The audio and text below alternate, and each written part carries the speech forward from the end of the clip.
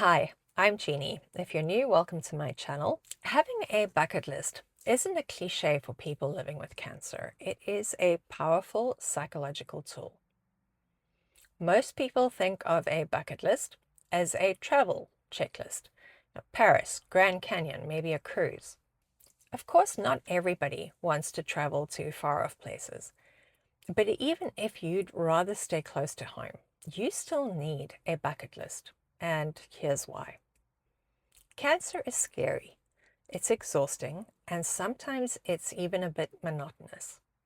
Scans, treatment cycles, never-ending appointments, lab work, side effect management, it's a lot. A well-designed bucket list changes that. Neuroscience consistently shows that anticipation itself releases dopamine, the feel-good chemical. So having something to look forward to literally changes your brain chemistry to your advantage. It gives you a reason to look forward in a positive way instead of bracing for the next medical catastrophe. It takes you out of your own head for a while, which, as you know, is priceless because for people with cancer, it is on your mind all of the time. That matters because with cancer, we have so little control. With a bucket list in hand, instead of life happening to you, you're deliberately choosing your own future.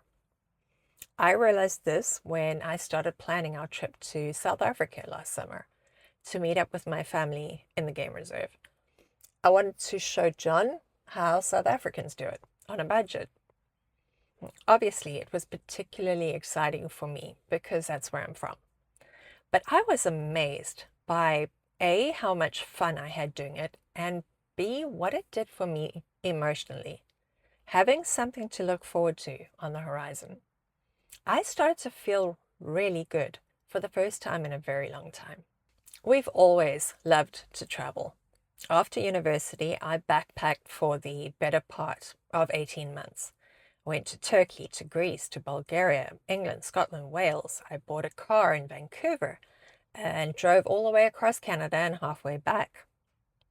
Then, when John and I got married, we made the decision to travel while we were still young and healthy. There are many people who plan to travel in their retirement, and they end up having either health problems or they don't have the financial resources to do it. Many of those dreams die on the vine. So we went all over the US, near and far. And abroad, we visited Australia, France, South Africa many times, Botswana, Belize, Bermuda, Jamaica, Aruba, and others. And I'm so grateful that we did those things while we could. No one plans to get cancer when they're 51. That's not to say that our traveling days are over at all. We recently went to Mexico for a short break, and we are going to meet up with my brother and my sister-in-law in Croatia in June. Cancer has a way of shrinking a person's world until they feel like a patient first and a human second. Purposeful forward plans, even small ones, push back against that. You don't need to have a 50-point manifesto.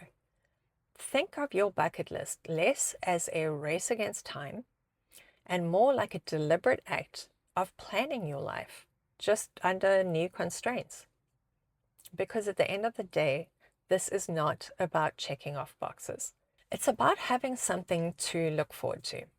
And forward motion, however you define that, is one of the most powerful forms of medicine you can still fully control. Try it. You'll be amazed at how joyful and liberating it is. That's it for this week. Please hit the subscribe button. It is free. And I will see you next week.